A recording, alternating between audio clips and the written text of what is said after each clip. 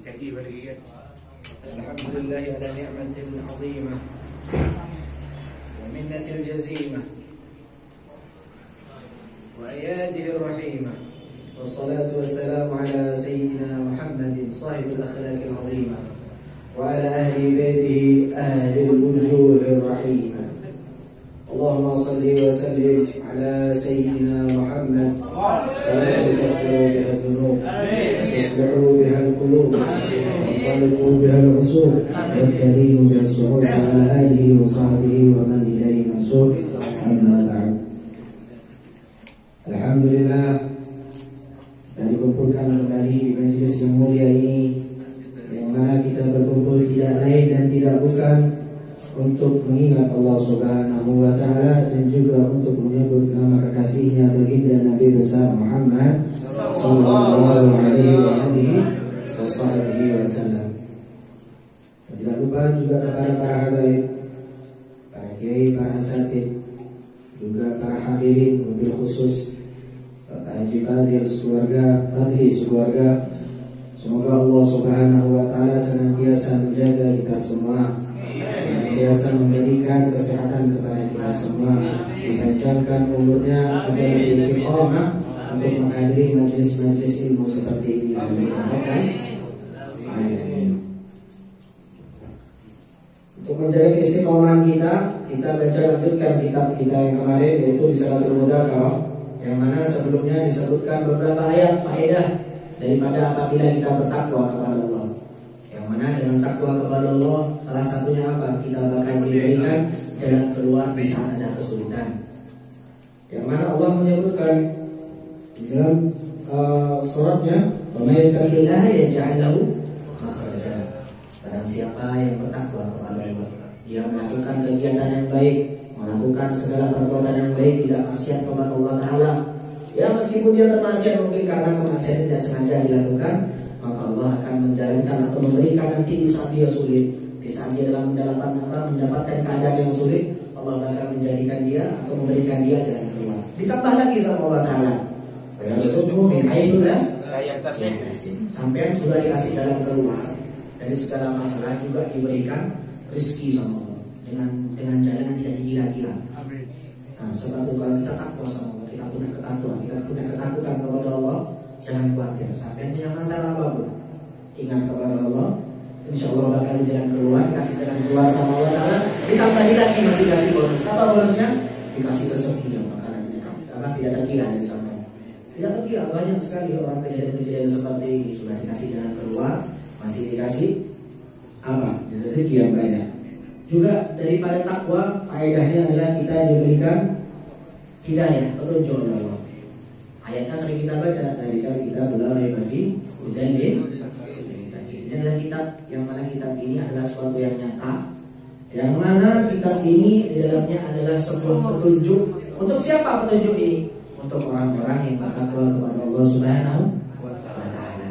Maka dari itu, ayo, banyak ini faedahnya. Sekali banyak masih disebutkan yang sudah diterangkan kemarin, tapi saya sebutkan sedikit saja agar mengingat, merefresh ingatan kita agar tidak lupa dengan apa? Dengan ketakwaan kepada Allah Subhanahu wa Ta'ala. Ini hasilnya. Tidak rugi sampai takwa kepada Allah. Sama sekali tidak rugi. Sampai butuh apa sekarang? Apa sampai dengan ketakwaan nanti mengira Allah bakal tidak sanggup? Dah? Allah Maha sanggup. Allah Maha punya segalanya. Kalau sampean punya takwa, apapun yang sampean minta, apapun yang sampean butuhkan, semuanya bakal dikasih sama Allah Ta'ala. Dan itu bakal tidak mengurangi sedikit pun dari apa yang Allah punya. Bahkan sedikit, secuil pun tidak akan mengurangi. Sampean minta, beda dengan kita kalau minta sama orang-orang, kadang berkurang ya. Kalau kita diminta sama orang, misal kita punya 10 aqua, diminta sama orang 2, berkurang jadi 8. Tapi Allah Ta'ala mempunyai sesuatu, kalau kita minta, semakin banyak kita minta, semakin senang Allah Ta'ala. Semakin senang Allah Ta'ala kalau kita minta, dan apa yang Allah punya itu tidak bakal berkurang. Jadi jangan khawatir, jangan sampean banyak. Tergantung sampean sekarang keyakinannya gimana. Apakah sampean termasuk orang yang bertakwa? Apakah sampean termasuk orang-orang yang bakal nanti dikasih sama Allah Ta'ala? Banyak mungkin dari kita mengira dia bukan, tapi kan gini, kita lihat di dunia orang-orang seperti orang-orang yang bukan Islam itu, masya Allah rezekinya banyak dikasih sama Allah. Itu banyak, mungkin beberapa dari kita, bahkan kebanyakan dari kita sudah berpikir seperti itu, betul? kita berpikir orang ini bukan Islam, mereka ini tidak beriman sama Allah, tetapi rezekinya banyak, dikasih kaya sama Allah Ta'ala. Sungguhnya ayuhal ikhwan, jangan sampai lupa bahwasanya kebahagiaan yang mereka dapat dari Allah itu sungguhnya cuma sekedar di dunia saja. Kalau sudah jadi kematiannya, jadi apa ini hartanya? Tidak ada apa-apa. Tetapi kalau sampean bertakwa, meskipun sampean tidak punya kaya, tidak punya harta sebanyak itu, tidak punya uang sebanyak orang-orang mungkin apa itu yang orang-orang kafir dan lain sebagainya, tetapi terdapat barokah di dalam hartanya sampean, terdapat barokah di kehidupan sampean. Itu yang menjadikan kelebihan untuk sampean. Dan ditambah lagi sanggupnya sampean nanti di akhirat. Ya, sanggupnya sampean mungkin meminta sesuatu yang tidak terkabul di dunia. Sampean bisa punya keinginan atau angan-angan, ya Allah saya ini pengen punya rumah mewah tingkat 8, tetapi tidak terkabul ya Allah. Mungkin saya ini bangun tingkatnya tidak sampai tingkat 1 saja sudah tercapai di dunia, tetapi apa? 7 tingkat lainnya nanti buat timbangannya sampean di akhirat nanti. Nah, buat amalnya sampean, karena semakin sampean minta sama Allah, semakin sampean berdoa sama Allah, kalau tidak dikabulkan sama Allah, jangan berpikir negatif, jangan berpikir Allah tidak memandang kita, enggak. Justru di saat itu Allah nyimpan sangu buat sampean. Misal kita meminta dari 10 permintaan yang terkabul cuma 3, yang 7 kemana? Yang 7 bisa berubah menjadi penolak bala untuk sampean. Sampean nanti misal di takdirnya sampean ditulis di Lauhul Mahfuz bahwasanya misal bulan ini hari ini bakal terjadi tabrakan. Ya, untuk bilang ini dari. Tetapi dengan doanya sampean yang kemarin yang tidak terkabul itu, doanya diambil satu sama Allah, dijadikan penghalang daripada bala itu, jadikan tameng. Dibuat tameng itu nanti doanya sampai. Kalau sudah itu mungkin tidak dijadikan untuk nolak bala, masih ada musibah untuk saya, ya mungkin seperti itu. Tetapi ada lagi satunya, opsi ketiga sampean masih dikasih ujian sama Allah, tetapi apa kalau sampean sabar, nanti doanya sampean tadi itu dijadikan apa? Dijadikan untuk timbangannya sampean. Kalau sudah nyampe di yaumul mizan, kita di hari dimana kita ditimbang amal-amal kita, tiba-tiba kita tidak tahu. Loh, ya Allah kadang bertanya, ini saya tidak pernah melakukan amal ini, kok ada amal ini? Amal apa ini ya Allah? Sebenarnya kata Allah, ini adalah amalnya engkau ketika engkau berdoa sama aku dulu, aku udah kabulkan di dunia, tetapi aku pegang, kenapa? Agar menjadi sanggupnya engkau nanti di akhirat. Alhamdulillah. Ya, makanya kalau minta sama Allah berdoa, apalagi lebih-lebih sampai menjadi orang yang bertakwa, minta yang banyak sudah, jangan nanggung-nanggung. Nabi Allah Musa alaihissalam itu segala sesuatu minta sama Allah, bahkan garam itu Nabi Musa minta sama Allah. Bukan Nabi Allah Musa ini tidak punya uang, tidak, tapi tapi beliau meskipun punya uang menyerahkan semuanya kepada Allah, berdoa kepada Allah, ya Allah saya tidak punya garam. Berdoa Nabi Allah Musa ini Nabi. Ya, kita yang seperti ini, garam beli itu, hujan meleleh, yang mahal beda.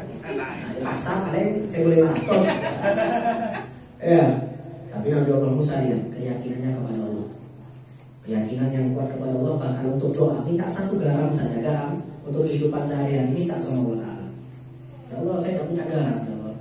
Nabi Allah Musa bukan tidak mampu beli garam apa kalau cuma garam. Ya, mampu sangat mampu. Nabi Allah mampu, cuma apa? Cuma beliau tahu beliau ini siapa di dunia. Saya ini siapa itu? Saya tidak punya arti apa-apa. Ya, beda dengan kita semua di dunia ini. Salah orang balang aku aslinya kiri, yang kaya, ya banyak banyak. Saya motor minjem, malam minggu keluar uang banyak. Uangnya saya masih minta sama orang tua. Buat penggawa, keliru. Kayak Nabi Allah Musa keyakinan yang kuat. Juga keyakinan ini luar biasa. Kalau sampai punya keyakinan yang kuat seperti keyakinannya para anbiya, maka sampai akan menjadi orang yang disayang sama Allah. Kok bisa? Iya. Coba sampai yang tahu keyakinannya Nabi Ibrahim alaihissalam. Keyakinan yang seperti apa sih? Yang keyakinan ini sampai menjadikan Nabi Ibrahim disebut Khalilullah, sahabatnya Allah. Oh, dekat kalau sahabat. Kalau kita cuma orang yang kenal sama orang yang berteman, masih dekat sama orang yang berteman. Orang yang berteman dengan orang yang bersahabat beda, gak sama. Ya, lebih dekat lagi. Kalau orang misal kalau cuma sama teman ngobrol biasa, setiap hari ketemu, sungkan-sungkanan. Kalau sama sahabat beda, pelan kepala. Nah ya, itu sahabat biasanya seperti itu ya. Dari apa? Dari dekatnya. Ini Nabi Allah Ibrahim dari dekatnya. Karena apa? Dekatnya Nabi Allah Ibrahim ini dari keyakinannya. Disebut Khalilullah itu karena keyakinannya yang kuat kepada Allah. Di saat Nabi Allah Ibrahim dilempar dari apa itu sama Raja Namrud, dilempar dari apa? Pelempar itu menuju ke api. Sampai tahu keadaan apinya waktu itu Namrud bikin. Itu buat 7 hari 7 malam apinya. Buatnya 7 hari 7 malam. Kalau cuma kebakaran satu pabrik apa? Kecil itu. 7 hari 7 malam. Itu mengumpulkan kayunya 7 hari 7 malam. Tidak berhenti pasukannya gonta-ganti cari kayu bakar. Sebesar apa? Dilemparnya orang dekat saja itu sampai kepanasan. Mau dekat mungkin dengan jarak 100 meter itu sudah panas, kerasa. Dari panasnya apinya dulu zaman Nabi Namrud ini, Nabi Ibrahim ini. Ketika itu dilempar jauh jarak lemparannya. Jauh sekali, bukan dekat. Kalau sini ke Indomaret dekat. Ini jauh. Mungkin kayak sini ke mana? Ke jauh pokoknya sudah. 200 meter atau 300 meter. Bahkan hampir dekat 500 meter. Lemparannya jauh. Kuat, akurat lemparannya. Saat dilempar sama Namrud ini, Nabi Allah Ibrahim bertawakal sama Allah. Keyakinannya aku Allah bakal menolongku. Datang malaikat Jibril. Malaikat Jibril datang. Ibrahim, alakah hajah? Kamu ini punya hajat apa? Ayo, saya bantu. Nanti saya sampaikan ke Allah. Sama Nabi Ibrahim bilang apa? Ditoleh malaikat Jibril. Malaikat ini apa utusannya Allah menolong Nabi Ibrahim. Ditoleh. Kalau dari kamu enggak, saya enggak nolong apa. Enggak mau saya kalau dari kamu. Kaget malaikat Jibril. Terus bagaimana? Sudah tawakal sama Allah. Allah yang bakal menjaga saya. Allah sudah yang menjaga saya. Kata Nabi Ibrahim apa? Allah sudah menjaga saya. Tidak perlu dari bantuan kamu. Allah sudah sama saya. Subhanallah, keyakinan yang kuat dari Nabi. Coba sampean. Ya, kalau misal sampean mau bilang dari dalam keadaan perang, dalam medan perang, tentara misal mau bilang dari sudah kita tentara kadang sampean tawakal. Allah bakal menjaga saya. Sudah saya di tengah tidak malu apa. Jangan. Kalau kita manusia boleh punya keyakinan yang kuat, tetapi juga punya ikhtiar. Harus ada apa? Pemilihan dari kita. Ya jaga-jaga. Kan seperti itu. Tidak mungkin tidak ada orang tentara maju saya tidak apa. Berani saya tidak ada. Jangan pasti sama komandannya dari tempat persembunyian. Kalau ada kesempatan tembak. Nah seperti itu. Iya, kan seperti itu. Betul kan iya. Tidak mungkin kita langsung keluar terang-terangan lagi kan bisa salah tempur malah. Nah seperti itu. Keyakinan yang kuat dari Nabi Allah Ibrahim. Hasilnya apa? Hasilnya Nabi Ibrahim masuk ke dalam api itu. Api itu jadikan apa? Jadikan dingin sama Allah. Jadikan dingin. Kuni bardan wasalam. Kuni bardan, bukan bardan. Kalau jadikan cuma dingin saat itu Allah mengatakan kuni bardan kata.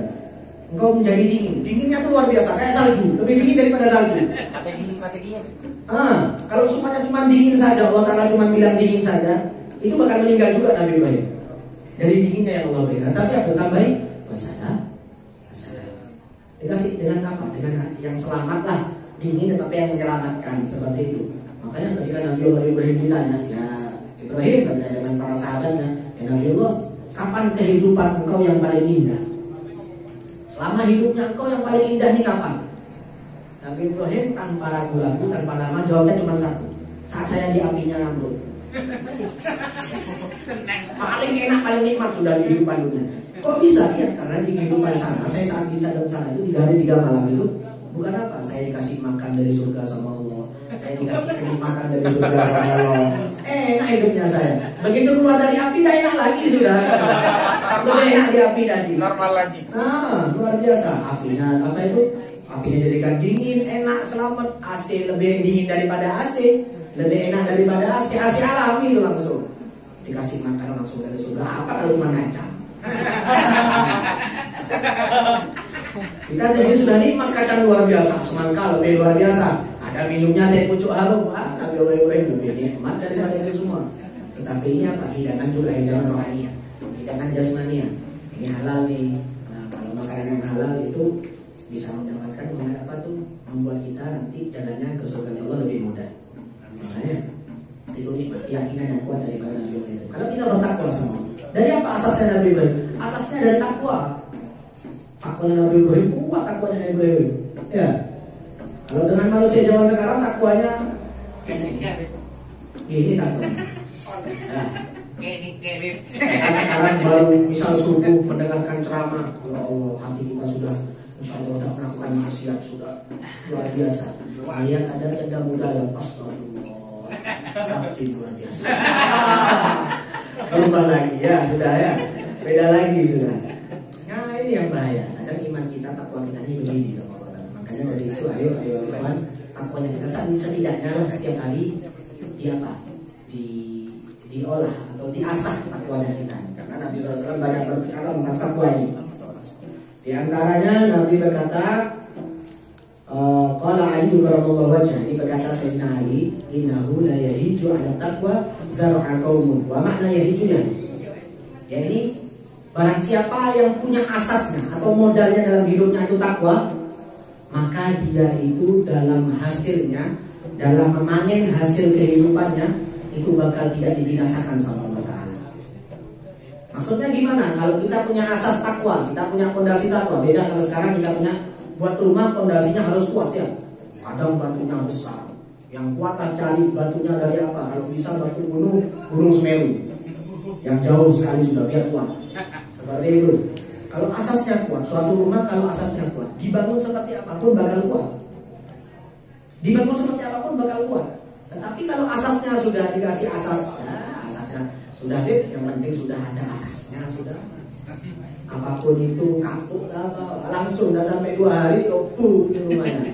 Seperti itu, takwa juga gitu. Kalau kita punya asas takwa, kita asah asasnya takwanya kita ini, kita punya ketakwaan. Takwanya maksudnya apa? Banyak sekali makna takwa. Tapi yang paling istilahnya yang paling gampang itu makna takwa, kita selalu takut kepada Allah.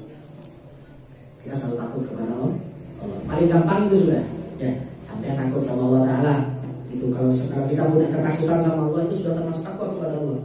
Kalau kita sudah asah ini takwanya kita asah ini keyakinan kita, insya Allah asasnya kita kuat, dalam menjalani hidup kita juga kuat, tidak bakal binasa. Bahkan kita akan mendapatkan kenikmatan yang luar biasa dari Allah Subhanahu wa Ta'ala. Seperti itu. Selanjutnya apa? Selanjutnya waqala Qatadah maktubu fi Taurat. Berkata Sayyidina Qatadah, ini sahabatnya Nabi, salah satu periwayatnya ini berkata, ini sudah tertulis di Taurat tentang takwa. Apa katanya? Ittaqullaha wa mut haitsu masyi'ta. Di Taurat, kitabnya Nabi Musa, kitab terdahulu sebelum kitabnya Nabi Isa, ini sudah dikatakan tentang takwa. Ittaqullaha, bertakwalah kalian kepada Allah. Terus apa? Terus meninggallah sesuai keinginannya sampean. Meninggal dengan keadaan apapun sudah. Sampai pengen meninggal dalam keadaan apa? Kalau sudah sampai punya takwa, sampai pengen meninggal dalam keadaan apa? Ya Allah, misal saya ini sudah bertakwa, orang ini bertakwa, memohon untuk setiap harinya saya ini semoga dimatikan dalam keadaan husnul khotimah. Setiap itu bukan sesuatu yang mustahil bagi Allah Ta'ala. Yang penting apa? Yang penting asasnya sampai takwa. Kalau sampai sudah punya asas takwa ini, mau meninggal seperti apapun sampai minta sama Allah. Saya pengen meninggal dalam keadaan sujud. Gampang, yang penting sampai punya takwa. Saya pengen meninggal itu punya apa, sudah harta saya banyak, gampang. Ini mikir harta masih mati ya. Yang banyak setelah sampean sudah terserah sampean mau apapun, mau gimana pun matinya gampang. Yang penting apa? Yang penting sampean punya asas takwa. Takwa ini penting luar biasa. Asasnya pertama. Berikutnya dikatakan di satu syair. Ini Basyrul Hafi namanya. Beliau ini bersyair, mautut taqiyu hayatul nafatulah. Meninggalnya katanya, kematian seorang yang bertakwa itu adalah kehidupan yang tiada batasnya. Maksudnya gimana? Itu hidupnya, meninggalnya orang yang bertakwa itu hidupnya masih ada. Kok bisa? Ya dilanjutkan. Qad mat qaumun wa hum fin nasi ahya. Kalau orang yang bertakwa ya, dibilang meskipun dia meninggal, suatu kaum dia ini masih dalam di pikirannya orang ini masih ada. Kalau orang yang punya takwa. Nah, orang yang punya takwa pasti orang-orang yang soleh, orang-orang yang baik, orang-orang yang dekat kepada Allah. Sekarang kayak kita tahu sudah, Habib Soleh sudah ya, jauh-jauh. Habib Soleh orang yang bertakwa kepada Allah, orang yang tahu dengan kemarifatannya Allah Subhanahu wa Ta'ala. Maka siapa? Maka orang tahu sama Habib Soleh. Ingat, hidup Habib Soleh meskipun orangnya sudah meninggal, tetapi hidup di hati para manusia. Seperti itu halnya. Coba sekarang kalau ada bencong meninggal, Ah, malah tahlil seminggu, hilang kok. Tak ingat, ya.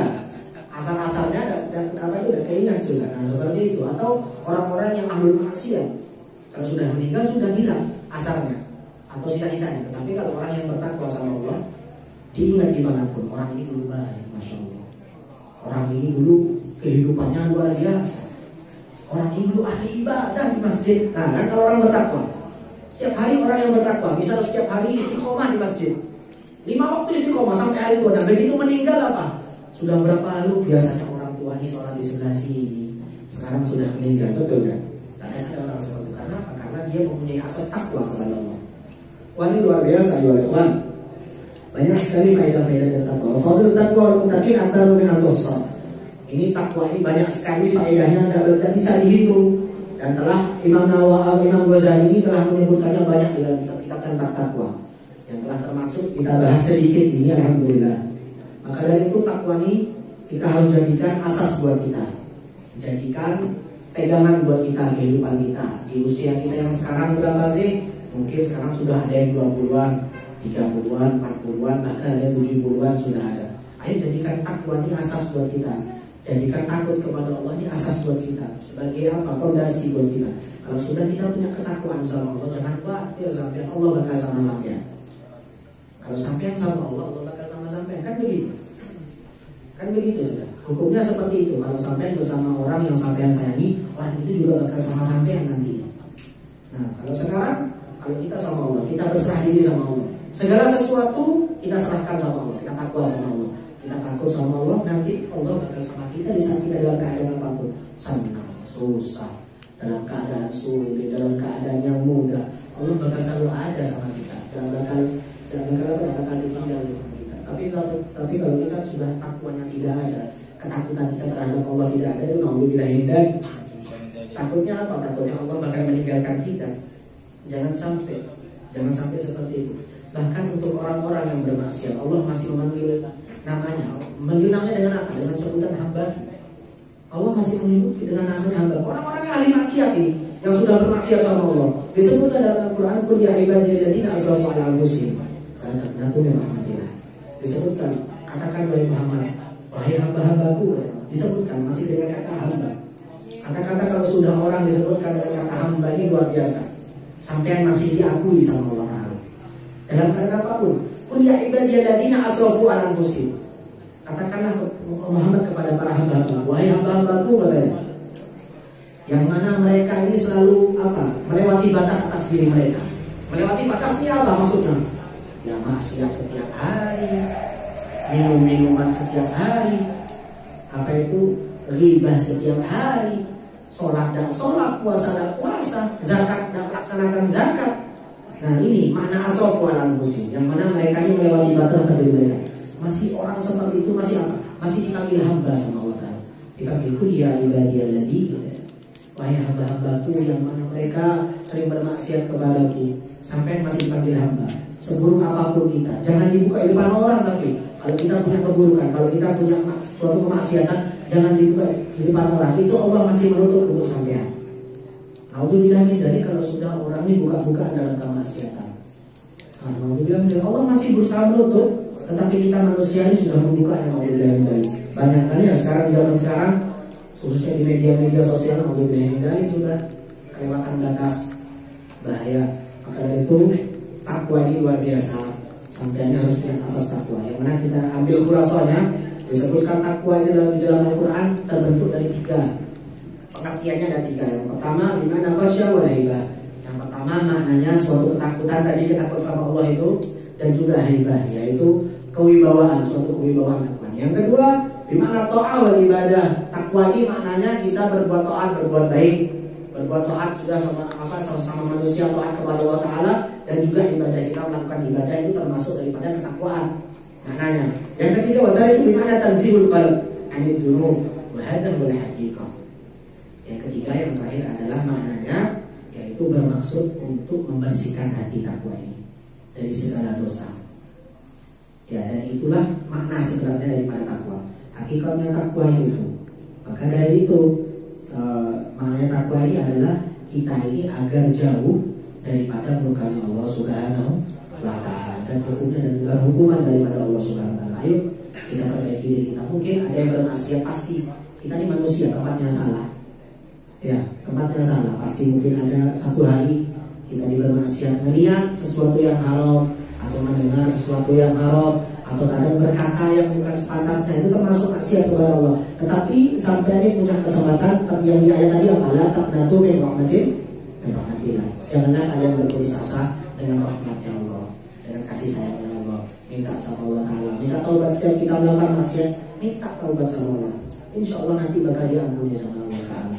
Jangan khawatir. Nah, seperti itu ya Allah. Maka dari itu kita pegang takwa. Insya Allah sudah berakhir belajar tentang takwa. Insya Allah nanti berikutnya bakal belajar tentang bab baru lagi. Insya Allah kita semua dijadikan orang-orang yang bertakwa, dijadikan orang-orang yang senantiasa takut sama Allah Taala, dijadikan orang-orang yang selalu beribadah kepada Allah Subhanahu wa taala, dijauhkan dari segala bala dan musibah. Dan semoga kita semua di sini jaga sama Allah Taala, dimanjakan umurnya Allah Subhanahu wa taala. Wabillahi taufiq wal hidayah. Wassalamualaikum warahmatullahi wabarakatuh.